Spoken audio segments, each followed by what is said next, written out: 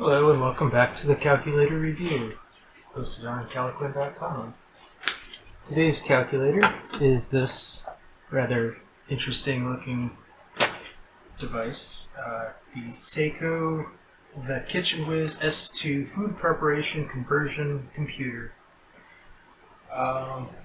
So I got this at Goodwill a while back for about $4, and as you can see it's got a little raising thing on it, which seems kind of pointless considering the display is already tilted, but whatever. So let's get some batteries in it and check it out. So it takes two of these AA batteries. And one thing I've noticed is getting this cover back on is a little bit of a pain. You have to angle it in just right, and then it sort of snaps into place. It's kind of annoying. Oh, got this kind of error message there. That has not happened before.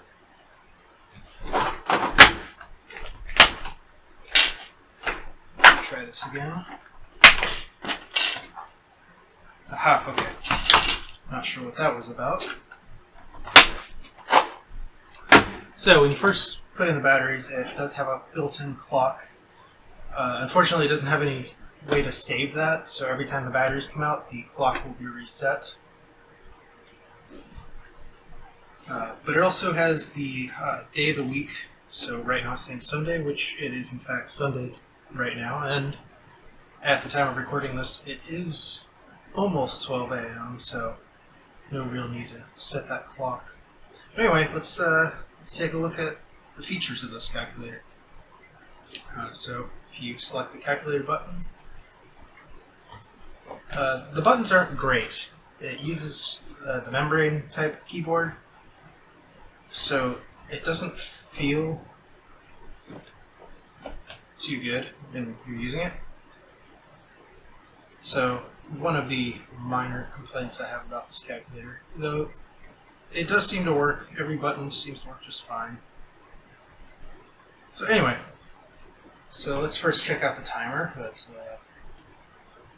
I guess you set it to 7 minutes, 7 seconds, and let's just see what happens when it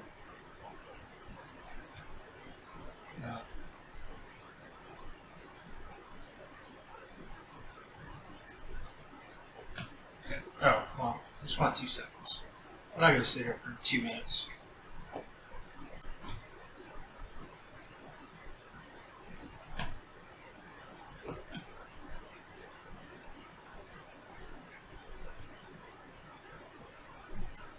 Whatever. I'm sure it makes a beeping noise when the timer goes off.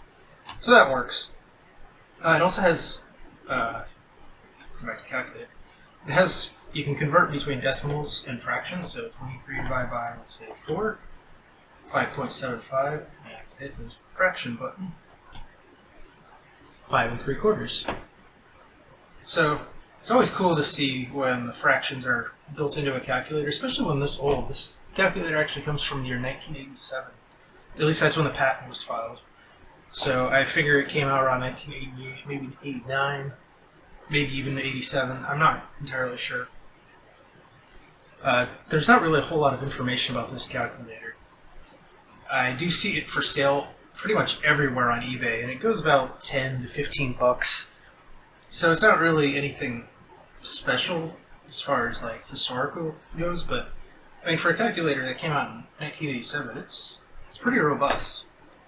But anyway, so that's just the basic calculator functions. I haven't even begun to look at the unit measurements.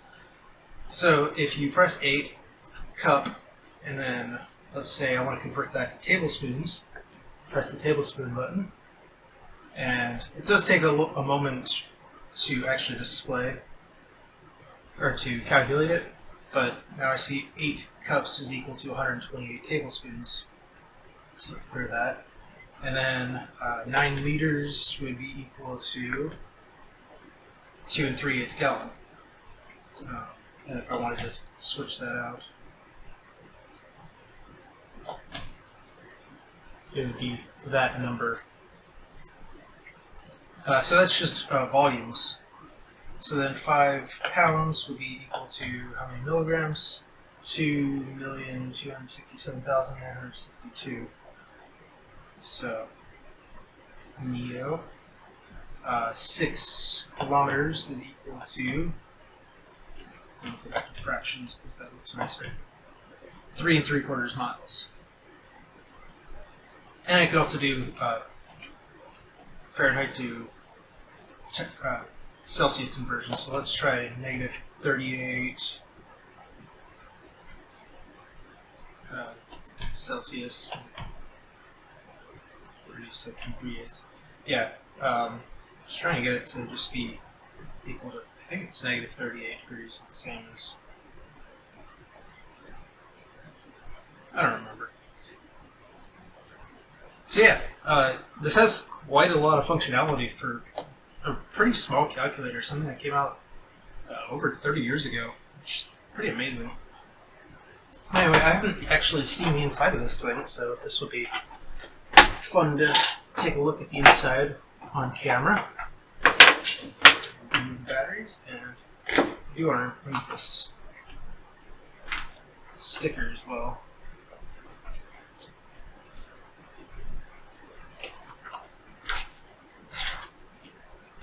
Of course.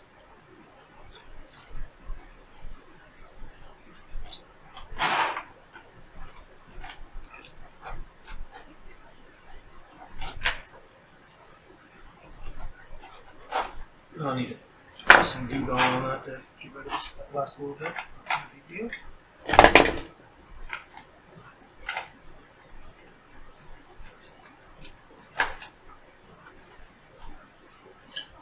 So it looks like 6 screws, and I don't believe there's any hidden under the feet. There's 1 foot that's missing, and there's no screw beneath that, so hopefully this thing's easy to get into. And also, it has a reset button, but like I said, once you remove the batteries, it resets all the functionality, or the clock. So I'm not really sure what the point of the reset button is, unless you don't feel like taking out the batteries, but you have something to stick in there to reset the calculator. But leaving batteries in the calculator is generally not a great idea because of corrosion. And often when I buy these at Goodwill, there's a lot of corrosion in them. Fortunately, this one was quite clean when I got it. So let's see if that's all it takes to get this open. And it looks like it is. Wow. Okay. Not a whole lot going on inside this thing. So it looks like the membrane is protected by this plastic, and it feeds into that. I was expecting a bit more inside this thing. This is kind of cool, actually. You see, you got that cheap ribbon, but fortunately, it's positioned in a way that it's not easy to break. I'm not going to remove the screws here because that will risk that ribbon, and I really don't want to mess this calculator up because I do like it a lot. So you do have a speaker here. That's where you're getting that beep noise. And I'm guessing that the processor is on the other side of this PCB. So it's a little unfortunate that I'm not going to be able to see that. I can kind of see it as the PCB is slightly transparent. But actually, looking close at it, it looks like it's got that black blob over the CPU. So even if I were to remove this, I wouldn't be able to get a good look at that CPU at all. A little unfortunate. But yeah, this is pretty cool. I was expecting this to be a lot more substantial on the inside than it is. It's got wire guides here, so it's pretty well designed. It's like, even taking it apart, I'm not really risking this calculator. The only thing that is really at any kind of risk are just these 2 solder joints, and those would be easy enough to fix if I had to. But I don't think I'm even going to need to do that ever. So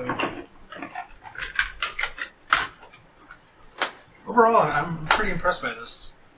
It's a good-looking calculator. It's colorful, but not in any kind of gross way. The only major problem I have with it is the fact that I use the memory keyboard. If this had actual keys or buttons, this would be a phenomenal device. Um, my guess is that the reason it doesn't is because this is designed for the kitchen. So if you were to spill, say, spaghetti sauce on this, you just need to wipe it off. Whereas with buttons, it can get down inside the crevices. So I do understand why they went with this design.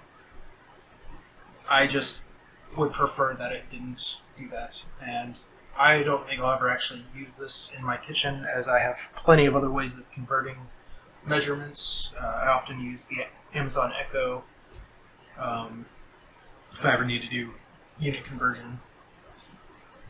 But if I was in the 90s and I didn't have something that I could just ask with my voice, this would absolutely be a great device to have in the kitchen.